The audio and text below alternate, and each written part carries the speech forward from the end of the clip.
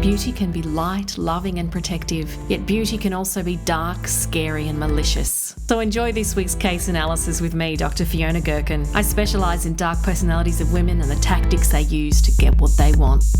This episode discusses domestic violence and may not be suitable for all listeners. If you experience any distress as a result of this episode or you're experiencing domestic violence yourself, please seek help.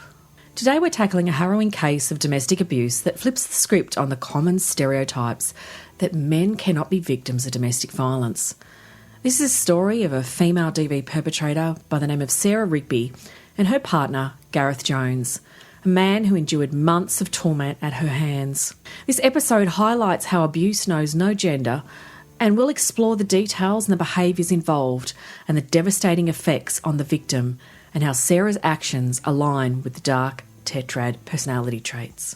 Let's start with an overview. Gareth and Sarah met in their early 40s on a dating app called Plenty of Fish in 2021. What started as a whirlwind romance, complete with what Gareth later described as love bombing, where Sarah showered him with affection, quickly turned toxic. Just a few months in, Gareth gave up his own flat and moved in to Sarah's home, which her father owned. From there, the abuse escalated over the next 6 to 9 months until Gareth escaped in March 2022. Sarah exerted total control over Gareth's life. She isolated him from family and friends. She monitored his phone, but also deleted messages to cover up her tracks. And she refused to give him a key to the house they shared together.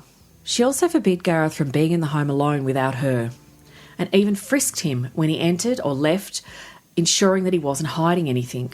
During this period, Gareth secretly used a duress code to text his mother to signal he was safe to talk. The abuse came to light when Gareth confided in his family and sought help from the Mankind Initiative. This is a UK charity that helps men who are victims of domestic violence. And this helped him to report Sarah to the police. In 2024, at the Cheshire court, Sarah pleaded guilty to coercive and controlling behaviour. She was sentenced to 20 months in prison, suspended for 2 years, along with a 5-year restraining order preventing her from contacting Gareth. Let's look at the types of behaviours that she displayed. So Sarah's abuse was multifaceted, blending emotional degradation, physical violence, financial exploitation and coercive control to break Gareth down systematically. First, the emotional and verbal abuse was relentless, and she constantly belittled him, calling him fat and bald and ugly and disgusting, while mocking his breath and his weight and his hairline and even his sexual performance. She threatened to find someone else to impregnate her if he didn't meet her demands, saying things like, "If I'm not pregnant this month, I'm going to find someone else to have sex with and get pregnant." Sarah controlled his diet strictly, forcing him to eat only salads and forbidding anything else, claiming he smelled of onion or garlic. In one bizarre escalation, she made him swallow toothpaste and drink mouthwash as punishment for his supposed bad breath. Physically, Sarah was violent and sadistic. She bit, kicked, scratched and crawled at him, leaving marks and scars. On New Year's Eve 2021, she hit him in the face with a glass candle holder, scarring his nose. During a trip to London, she clawed at his arm until he bled, refusing to stop until he brought her a £500 Marc Jacobs handbag at Harrods, declaring, "We're not leaving until you buy me something expensive." She also threw him out of the house in his underwear and made him sleep on the floor without covers as punishment. Coercive control was at the heart of all of it. Sarah denied Gareth basic human needs like using the toilet or shower without permission. He had to hold on to it or find public facilities, and she even prohibited him from defecating at the home. Financially, she drained him, demanding £700 a month rent plus all bills, accessing his bank accounts and forcing him to pay £3,000 for a false witness statement in her family court case with her ex-partner. She bragged about her control, saying, "I may not control social services, but I can control you and I'm loving it." Threats were constant. She accused him of breaking her ribs despite medical evidence to the contrary and warned she'd falsely report him for assault if he ever spoke out.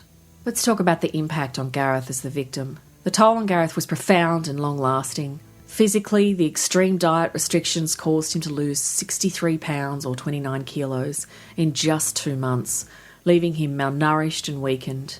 Emotionally, he was pushed to the edge of suicide with his self-esteem shattered. He described feeling like he'd lost his entire life.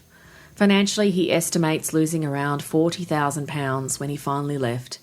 He'd only the clothes on his back which forced him to rebuild from scratch, including refurbishing a home and reconnecting with isolated loved ones. Gareth underwent over a year of therapy to process the trauma, and he still carries a grab bag with essentials like a toothbrush and a towel as a remnant of the abuse. In interviews, he's spoken about the isolation and helplessness, noting how Sarah's actions left him haunted and in great distress. Today, he's using his story to raise awareness for male victims, emphasising that domestic abuse isn't gendered and encouraging others to seek help from organisations like the Mankind Initiative in the UK. So I've talked about the case and given a brief overview. Now let's have a look at how Sarah's behaviour may have fit with the dark tetrad traits. So as a reminder, the dark tetrad traits refers to the 4 interconnected personality traits often seen in manipulative and harmful individuals. Firstly, Machiavellianism, narcissism, psychopathy and sadism. Based on the details of this case, Sarah's behaviour aligns strictly with all 4, unfortunately. Starting with Machiavellianism, she was cunning and used strategic manipulation for her own personal gain. She orchestrated total control over Gareth's finances and life. She forced him to fund her lifestyle, lie in court for her, and even delete evidence of her abuse. Her threats of false accusations show a calculated exploitation of systems to maintain power. She was also extremely narcissistic, and this shines through in her entitlement and grandiosity. The initial love bombing drew Gareth in, but once he was hooked, she demanded luxury gifts and constant compliance, treating him as an extension of her ego rather than a partner. Her lack of remorse, as noted by the police, and the flaunting of the handbag he brought for her at the court hearings screamed narcissistic disregard for others' suffering. In terms of psychopathy, it was evident that her callous lack of emotion and impulsive aggression was used against Gareth. Sarah showed no concern for Gareth's well-being and escalated from verbal insults to physical harm without hesitation. Her remorseless attitude during the trial, described by detectives as the worst case of controlling and coercive behaviour they'd seen, points to a cold and detached mindset, which is evident by psychopathic behaviour. And finally, sadism, which is the enjoyment of others' pain. It's clear in the humiliating acts that she inflicted, like forcing Gareth to swallow toothpaste, denying him bathroom access or making him sleep on the floor.